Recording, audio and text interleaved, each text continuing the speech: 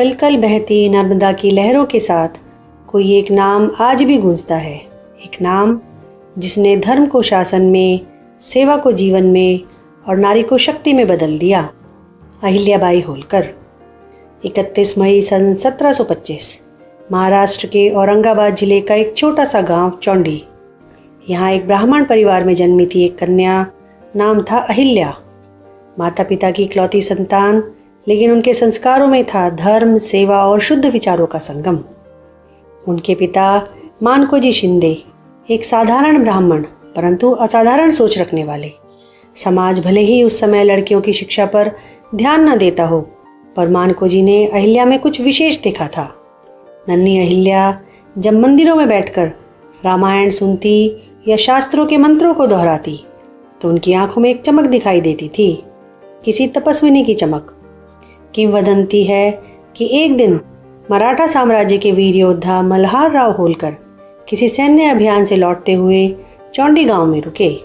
उन्होंने मंदिर में एक छोटी बालिका को पूरे श्रद्धा भाव से पूजा करते देखा।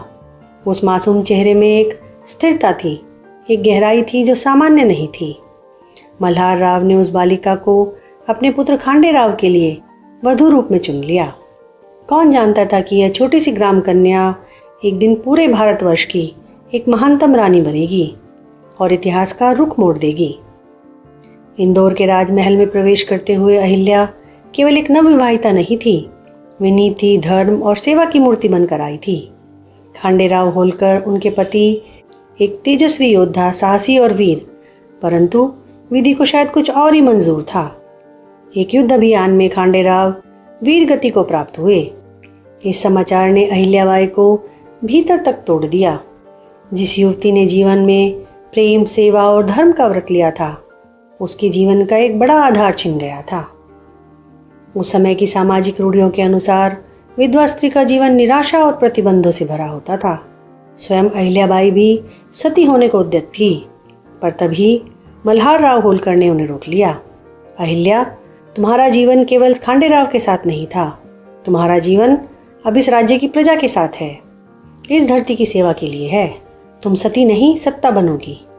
और यहीं से आरंभ हुआ अहिल्याबाई का दूसरा जीवन, एक तपस्विनी प्रशासिका का जीवन। वे अब सुबह की पूजा के बाद राजदरबार में बैठती, राज्य के मामलों को गंभीरता से समझती। कर प्रणाली से लेकर न्याय व्यवस्था, सैनिक संचालन से लेकर सड़क निर्माण तक सब कुछ में उनकी रुचि थी। 1766 में मल्हार राव के देहांत के बाद अहिल्याबाई ने इंदौर की गद्दी संभाली। एक विधवा स्त्री द्वारा शासन संभालना उस समय समाज के लिए अकल्पनीय था, लेकिन अहिल्याबाई ने सिद्ध कर दिया कि शक्ति केवल तलवार नहीं होती, नीति और करुणा भी होती है।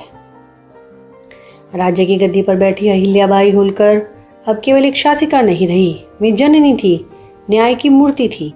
प्रत्येक दिन वे प्रातःकाल भगवान शिव की आराधना के बाद जनता की समस्याएं सुनती। उनका दरबार हर किसी के लिए खुला था, किसान, व्यापारी, सैनिक या साधु, सभी को न्याय मिलता। उन्होंने कर प्रणाली को न्याय संगत बनाया, किसानों पर अत्यधिक कर का बोझ नहीं रखा। अकाल के समय स्वयं भोजन वितरण की व्यवस्था करती और स्वयं राहत कार्यों का संचालन करती।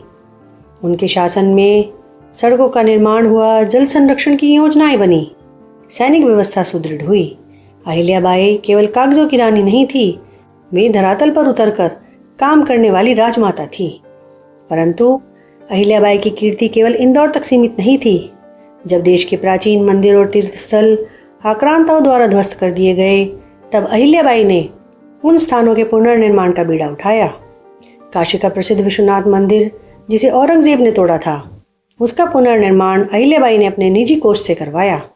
उन्होंने देश भर में सैकड़ों मंदिर, घाट, धर्मशालाएं और जल स्रोत बनवाए। प्रयाग, अयोध्या, गया, द्वारिका, बद्रीनाथ, हरिद्वार, रामेश्वरम, शायद ही कोई प्रमुख तीर्थ हो जहां अहिल्याबाई की सेवा की छाया न पहुंची हो। नर्मदा तट का नगर महेश्वर, जो उनकी राजधानी था, उन्होंने उसे शिल्प, संगीत और संस्कृति की नगरी बना दिया। यहाँ के हथकरघा उद्योग को उन्होंने संरक्षण दिया, जो आज भी महेश्वरी साड़ियों के रूप में प्रसिद्ध है। अहिल्याबाई का कार्य केवल धार्मिक आस्था नहीं था, यह एक सांस्कृतिक पुनर्जागरण था। हर दिन अहिल्याबाई का जीवन एक तपस्विनी की भांति आरंभ होता।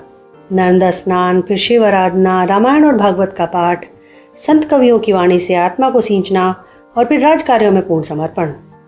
उनका जीवन केवल शासन नहीं था, वह भक्ति, नीति और सेवा का त्रिवेणी संगम था। उन्होंने अपने जीवन में अपनों को खोया।